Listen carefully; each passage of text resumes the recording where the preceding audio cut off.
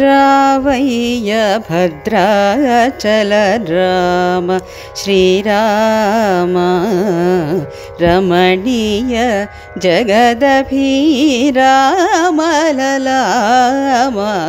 రావయ్య భద్రాచల రామ శ్రీరామ రమణీయ జగదభిరామలలామ రావయ్య భద్రాచల రామ.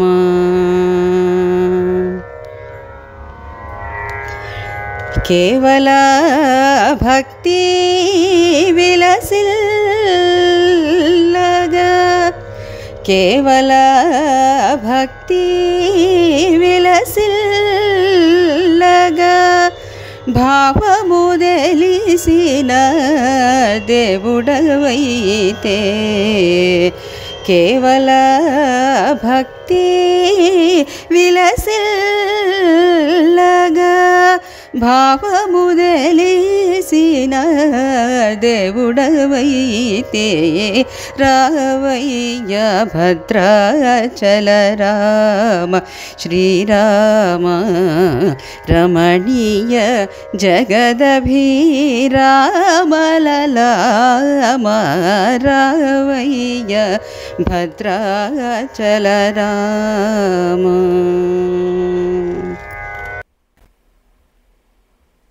శ్రీశ్రవణం ఛానల్కి శ్రోతలందరికీ కూడాను మరొకసారి స్వాగతం. అనురాధ ఈరోజు మనకి పాడి వినిపించి ఈ రామదాసు కీర్తన ఆనంద భైరవి రాగంలో కూర్చబడింది. అనురాధ ఎంతో చక్కగా పాడి మనకి వినిపించారు. మరొకసారి ఆవిడకి కృతజ్ఞతలు తెలుపుతూ మనం యోగ వాసిష్ఠ కథలో నిన్న రాముడు వారు వేసిన ప్రశ్నకి సమాధానంగా వశిష్ఠ మహర్షి ఏమని చెప్తున్నారు అని చూద్దాం. ముందు రాములు వారు ఏం ప్రశ్న వేశారో ఒకసారి గుర్తు తెచ్చుకుందాం.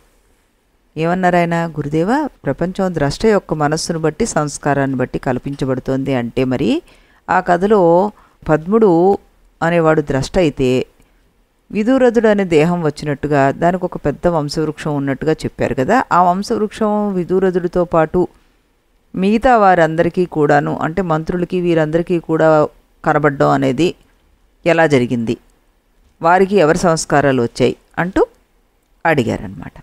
అప్పుడు దానికి వశిష్ఠుల వారు ఏం సమాధానం చెప్తున్నారంటే, రామ, పెద్ద హోరుగాలి వస్తుందనుకో, ఒకడు దాని ఎదురుగా నిలబడి ఉఫ్ అని ఊదాడనుకో, వీడు ఊదిన ఈ గాలి గిర్రున వెనక్కి తిరిగి పెద్ద గాలిలో కలిసిపోతుంది కానీ విడిగా తన సొంత దోవన ప్రయాణం చేయలేదు.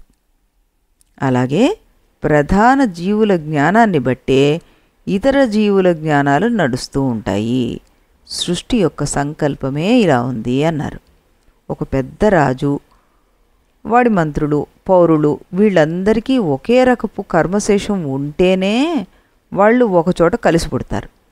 ఒకళ్ళను ఒకళ్ళు అనుసరించి ఉంటుంటారు. కొద్దిపాటి తేడాలతోటి ఒకే రకమైన ఆలోచనలు చేస్తుంటారు. అందుచేతే వీరంతా ఇంచుమించుగా ఒకే ప్రపంచాన్ని అనుభవిస్తూ ఉంటారు. అందుకే విదూరథ రాజ్యంలోని వంశవృక్షం అందరికీ అలాగే కనిపించింది అని చెప్పారు. రాములు వారు ఏం ప్రశ్న వేశారు?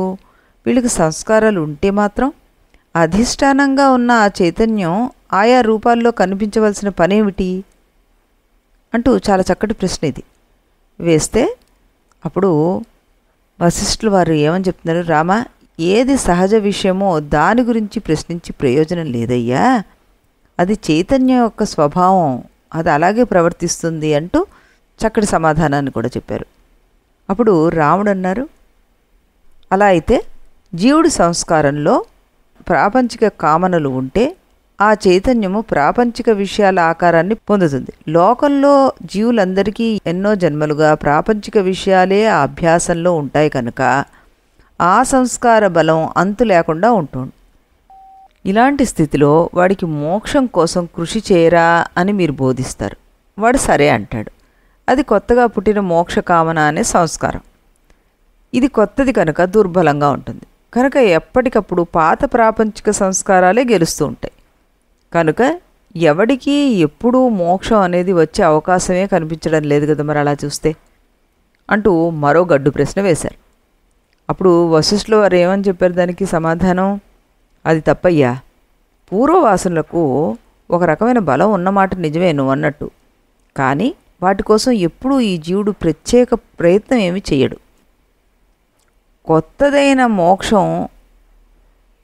కొత్తదైన ఈ మోక్ష సంస్కారం కోసం మాత్రం పట్టుదలగా ప్రయత్నం చేస్తూ ఉంటాడు.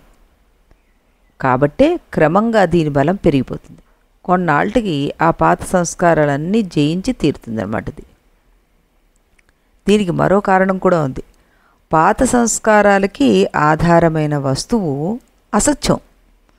కొత్తదైన మోక్ష సంస్కారానికి ఆధారం సత్యమైన మోక్షం. అందువల్ల కూడా ఈ సంస్కారం యొక్క బలమే త్వరగా పెరుగుతుంది, పాత సంస్కారాలని ఓడిస్తుంది. కనుక ప్రయత్నం చేసేవాడికి మోక్షం తప్పకుండా సిద్ధిస్తుంది అంటూ ఆయన అక్కడ నొక్కి వక్కాణించి చెప్పారు. ఇప్పుడు రాముడు అన్నారు, కానీ గురుదేవా, మోక్షం కోసం తీవ్ర ప్రయత్నం చేసేవారి విషయంలో మీరు చెప్పింది నిజమే కావచ్చేమో. అందంత మాత్రం కృషి చేసేవారి మధ్య రకం వాళ్ళ మోక్ష ప్రయత్నాలన్నీ ఎప్పటికప్పుడు సుడిగాలికి కొట్టుకుపోయినట్టుగా కొట్టుకుపోతూ ఉంటాయి కదా, మరి ఇక వాళ్ళకు మోక్షం ఎలా వస్తుంది అని అడిగితే వశిష్ఠులు వారు దానికి సమాధానం నవ్వుతూ ఏం చెప్పారు? ప్రయత్నం అంటూ ప్రారంభిస్తే కదా క్రమంగా ఆ సంస్కారం యొక్క బలం పెరుగుతుంది. ఒకనాటికి కాకపోతే ఒకనాటికి వేగం పుంజుకుంటుంది. కానీ వారు కూడా క్రమంగా ఆ కృషిని పెంచుకునే ప్రయత్నం చేస్తూ ఉండాలి సుమా అన్నారు. అప్పుడు రాములు వారు, గురుదేవా, ఇప్పుడు నాకు విషయం అర్థమైందండి. ఈ దేహం మీద నేను అనే భ్రాంతి కలగడానికి యోగ్యమైన కారణం అంటూ ఏమీ లేదు, అయినా కలుగుతోంది. పరమాణు గర్భంలో విశాలమైన బ్రహ్మాండం ఉండేందుకు యోగ్యమైన కారణం అంటూ లేదు, అయినా సరే మనస్సు యొక్క గర్భంలో ప్రపంచం కనిపిస్తోంది. అలాగే క్షణకాలం యొక్క గర్భంలో వేల వేల సంవత్సరాలు కనిపిస్తున్నాయి. వీటన్నిటికీ ఒకటే కారణం ఏమిటి అంటే అది భ్రాంతి, భ్రాంతి, భ్రాంతి. ఈ భ్రాంతికి కారణం ఏమిటి? క్రమం ఏమిటి? మళ్ళా ఆలోచన. ఇది మళ్ళీ వచ్చిందండి నాకు అన్నారు. అప్పుడు వశిష్ఠులు వారు అన్నారు, రామా, ఒక్క మాటలో చెప్పాలంటే భ్రాంతికి కారణం అంటూ ఏమీ లేదయ్యా. ప్రపంచంలో భ్రాంతులు చాలా ఉన్నాయి. వేటి గురించి ఆ భ్రాంతి కలుగుతుందో అలాంటి పదార్థాలు కూడా చాలా ఉన్నాయి. కానీ ఆ పదార్థాలను ఏ జ్ఞానం ద్వారా జీవుడు తెలుసుకుంటున్నాడో ఆ జ్ఞానం మాత్రం ఒకే ఒకటి. దానిలో ఏ రకమైన భేదమూ లేదు. ఇలాంటి భేదం లేని ఈ జ్ఞానమే భ్రాంతులన్నిటికీ అధిష్టానంగా ఉన్న బ్రహ్మ. ఆ జ్ఞానం ఏమిటి? బ్రహ్మ. కాగా అలా అనుకుంటే ఆ బ్రహ్మ ఎలాంటిది? బంగారం లాంటిది. భ్రాంతి వల్ల కనిపించే పదార్థాలేమో గాజు, గొలుసులు లాంటివి.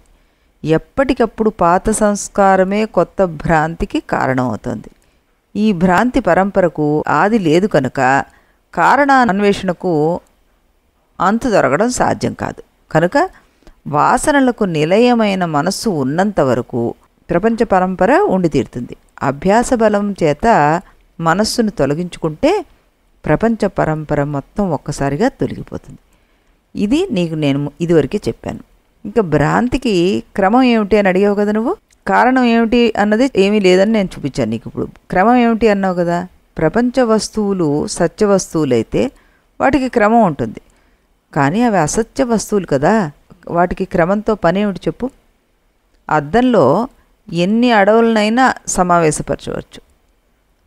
ఇది అంతే. అహమయి పద్మజాభావనా చిత్త సంకల్ప భేదాద్వితినోతి విశ్వం అంతర్ముఖై వాసు భవత్యనంత నిమిషే కోట్యంశ విధౌ యుగాంతం అంటూ ఆయన చెప్పారనమాట. రామా, మాయ గురించి ఏం చెప్పమంటావు చెప్పు. వ్యష్టి జీవులకు మాత్రమే కాదు, సమష్టి జీవి అయిన హిరణ్యగర్భుడికి కూడా అది దేశభేదాన్ని కాలభేదాన్ని అంటగడుతూ ఉందయ్యా. అందువల్ల భ్రాంతికి కారణం కానీ క్రమం కానీ ఉండవు అన్నారు. రాములు వారు వెంటనే, గురుదేవా, ఇలాంటి మాయను అతిక్రమించి బ్రహ్మతత్వం జ్ఞానం సంపాదించిన మహాత్ములకు దేహం ఇంకా నిలిచి ఉంటుంది. పద్మలీలకు అలా నిలిచి ఉంది కదా. దైవనియతి వల్ల ఆ శరీరాలు నిలిచి ఉన్నాయని చెప్దామంటే వాళ్ళ దృష్టిలో దైవానికి కూడా అస్తిత్వం లేదు కదండి. పైగా ఆత్మతత్వవేత్తల్ని దేవతలు ఏమీ చేయలేరని వేదమే చెప్తోంది కదా. వేదంలో తస్య దేవాశ్చ నా భూత్యా ఈశతే ఆత్మా హేష్యాం భవతి అని ఉంది కదా అని టకటగా ప్రశ్న అడిగేశారు. అప్పుడు వశిష్ఠుల వారు అన్నారు, రామ, దైవం వేరయ్యా, దేవతలు వేరు. దేవతలు తత్వజ్ఞుల్ని ఏమీ చేయలేరని వేదం చెప్పింది. అది నిజమే. దైవం అంటే ఏమిటి? నియతి. ఇది హిరణ్యగర్భ సంకల్పం అని చెప్పాం కదా, దీనికి మార్పు ఉండదు. ఇది తత్వజ్ఞానులకు కూడా అన్వయిస్తుంది. నియతికి సహాయం ప్రాణుల కర్మ. ఆ సహాయంతోనే అది పనిచేస్తుంది. ఈ నియతి కర్మల వైచిత్రం వల్లే ఒకప్పుడు తత్వజ్ఞానులకు కూడా దేహం నిలిచి ఉంటుంది. సందర్భం వచ్చింది కనుక ఇంకో మాట చెప్తున్నాను, జాగ్రత్తగా విని. ఇక్కడ నువ్వు ఈశ్వర సంకల్పం 2 రకాలుగా ఉంటుంది. నియతి, పురుష ప్రయత్నం అని. మొదటిదైన ఈశ్వర సంకల్పం కేవలం రాబోయే కార్యరూపంగా ఉంటుంది.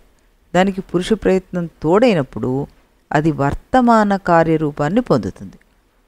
కాబట్టి సాధన దశలో ఉన్నవాడు పురుష ప్రయత్నం చేసి తీరాలి. లేకపోతే నియతి రూపమైన దైవం అనుకూలంగా ఉన్నా కూడాను ఏమీ ప్రయోజనం ఉండదు. జ్ఞానులు అకర్తృత్వ స్థితిలో ఉంటూ ఉంటారు. అందుచేత వారు తమ శరీర స్థితిని కలిగించే కర్మను తొలగించే పురుష ప్రయత్నం చెయ్యరు. అందువల్ల వారి కర్మ నియతితో కలిసి వారి దేహాన్ని నిలబెడుతుంది. దాని తర్వాత వశిష్ఠ మహర్షి భోక్తృ భోజ్య భోగరూపమైన ఈ ప్రపంచం అంతా పరబ్రహ్మ యొక్క విలాసమే అని అనుభూతి పరవశుడై వివరించి చెప్తారనమాట శ్రీరాముల వారికి. ఈ సందర్భంలో వాల్మీకి మహర్షి పద్యాన్ని వదిలిపెట్టి గద్యంలోకి వచ్చేశారు. ఇది 63వ సర్గ అనమాట. దీనిలో వచన వాక్యాలు 11 ఉంటాయి. ఇవి చాలా పట్టుగా ఉంటాయన్నమాట. అంత ఆవేశంగా వివరిస్తే రాముడు అంత శ్రద్ధగాను విని ఒక ప్రశ్న వేశాడు. ఏమిటా ప్రశ్న? స్వానుభూతి ప్రమాణయస్మిన్ బ్రహ్మణి బ్రహ్మ బృంహితే కథం సత్తామవాప్నోతి జీవకోద్వైత వర్జితే అన్నారు. అంటే ఇది 64వ సర్గలో శ్లోకం 3లో ఎవడికి వాడికి స్వానుభూతి వల్ల మాత్రమే తెలిసే ఈ పరబ్రహ్మ అద్వితీయుడై ప్రకాశిస్తూ ఉంటే ఈ జీవుడనేవాడికి అస్తిత్వం అసలు ఎలా వచ్చింది అన్నారు.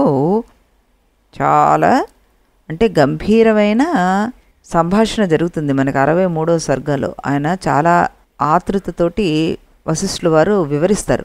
వశిష్ఠుల వారు భోక్తృ భోజ్య భోగరూపాలైన ఈ ప్రపంచం ఆయన విలాసము అంటూ ఎంతో అనుభూతితోటి ఆయన చెప్తారు. అవన్నీ కూడా మనకి వచన రూపంలో ఉన్నాయి. అయితే ఇక్కడ అదంతా విన్న తర్వాత ఈ ప్రశ్న ఉద్భవించింది రాముడు వారి మనస్సులో. అప్పుడు దానికి సమాధానంగా వశిష్ఠుల వారు ఏం చెప్తున్నారంటే, రామ, జీవుడికి నిజంగా అస్తిత్వం ఉంటే పరబ్రహ్మ యొక్క అద్వితీయత్వం గాలికి పోయినట్టేనయ్యా. పరమార్థ స్థితిలో జీవుడనే వాడికి అసలు అస్తిత్వమే లేదు. నిశ్చల పరిపూర్ణ సముద్రం వంటి బ్రహ్మకి కర్మ సంబంధం వల్ల స్పందం కలగడమే జీవత్వము. ఈ స్పందమే అహంకారము, అంటే నేను అనే ఆలోచన. అహంకారం అంటే ఏమిటో సులభంగా చెప్తాను విను. ఒక రాత్రిపూట ఆరు బయట మంచం వేసుకుని ఆకాశంలో చూస్తున్నాడు. చుట్టుపక్కల దీపాల వల్ల కొంత దూరం ఆకాశం కనిపించింది. ఆ పైన నల్లగా కనిపించింది. ఈ నల్లదనం ఎక్కడి నుంచి వచ్చింది? అది ఆకాశానికి కాదు. వాడి కంటికి ఉన్న శక్తి మేరకు వాడు కొంతవరకు చూడగలిగాడు. ఆ పైన వాడి కంటి శక్తి పోయిందనమాట. కంటి శక్తి లేకపోవడమే ఆకాశంలో నల్లదనంగా కనిపించింది. ఈ నల్లదనానికి అస్తిత్వం ఉందంటావా లేదంటావా? లేదందామా, అది కనిపిస్తోంది. ఉందందామా, దానికి సరి అయిన ఆధారం లేదు. ఇదే రకంగా పరబ్రహ్మకు తన రూపం తనకు గోచరిస్తున్నంతసేపు అంతా బాగానే ఉంటుంది. ఏదో ఒక కారణం చేత అది గోచరించడం ఆగిపోతే అహంకారం ఉద్భవిస్తుందన్నమాట. కొంత దూరం వెళ్ళిన తర్వాత ఆకాశం కనిపించకపోతే నాకేమీ కనిపించడం లేదనాలి, కానీ నల్లగా ఉందంటామేమిటి మరి? ఈ మనస్సు ఎందుకు అలా అంటుంది? అదే సంస్కార బలం. అదే రీతిగా ఆత్మ తన స్వరూపాన్ని తెలుసుకోలేనప్పుడు నాకేమీ తెలియడం లేదు అనకుండా నేను అంటుంది. అదే అహంకారం. దీనికి కూడా సంస్కార బలమే కారణం. అహంకారం అన్నా, అహం అనే అధ్యాస అన్నా, అహం భ్రాంతి అన్నా ఒకటే. ఈ అహంకారం ఒక అధ్యాస కదా, దీని మీద మరో అధ్యాస కలిగి అంతఃకరణం ఏర్పడుతుంది మనకి. దాని మీద మళ్ళీ అధ్యాసలు జరిగి పంచభూతాలు ఏర్పడుతున్నాయి. అంతఃకరణం మీదే మరో రకం అధ్యాస వల్ల హిరణ్యగర్భుడు, విరాట్ పురుషుడు ఏర్పడుతున్నారు. ఆ అంతఃకరణం మీదే మరో రకం అధ్యాసం వల్ల వ్యష్టిజీవుడు ఏర్పడుతున్నాడు, ప్రపంచం ఏర్పడుతుంది. అప్పుడు జీవుడు పరబ్రహ్మ నుంచి వచ్చాడు. పరబ్రహ్మకు క్రియలు లేవు, కానీ పరబ్రహ్మలో స్పందం ఏర్పడడం వల్ల ఈ వ్యష్టిజీవి వచ్చాడనమాట. అందువల్ల వీడు సంకల్ప రూపుడయ్యాడు. అంటే మనస్సే వీడి రూపం అయింది. ఈ సంకల్పం వల్ల వాడు కర్మలు చేస్తున్నాడు. ఈ కర్మల వల్ల వాడు బంధింపబడుతున్నాడు. జీవుణ్ణి బంధించే కర్మలు వాడికి మూల రూపమైన పరబ్రహ్మను బంధించవా అని అడగచ్చు నువ్వు. అంటే దానికి సమాధానం బంధించవు. ఎందుకంటే పరబ్రహ్మ నది వంటివాడు, జీవుడు నురుగు వంటివాడు. కర్మలు పడవ నుంచి ఒడ్డుకు కట్టే తాడు వంటివి. ఆ తాడు ఏటి నీటి మీద పడి ఉంటుంది. పైనుంచి వచ్చే నొరగ ఈ తాడుకు కొట్టుకొని ఆగిపోతుంటుంది. నీరు మాత్రం కింద నుంచి ప్రవహిస్తూనే ఉంటుంది. అంటే ఆ తాడు నొరగను బంధిస్తోంది, కానీ నీటిని బంధించట్లేదు. అలాగే జీవుడి కర్మలు నురుగు వంటి జీవుణ్ణి బంధిస్తున్నాయి, కానీ నీటి వంటి బ్రహ్మను బంధించలేవు. జీవుడు ఈ కర్మ వల్ల జనన మరణ చక్రంలో ఇరుక్కుంటున్నాడు. అస్తిత్వం లేని జీవుడికి మొదట అహంకారం వల్ల అస్తిత్వం రాగానే ఇప్పుడు కర్మల వల్ల జన్మరూపమైన అస్తిత్వం కనిపిస్తుందన్నమాట. కాబట్టి రామ, ఈ జీవుని విధానం అంతా భ్రాంతి వల్లే ఏర్పడుతోంది కనుక జీవుడికి పారమార్థికమైన అస్తిత్వం లేదని నిరూపణ జరిగింది.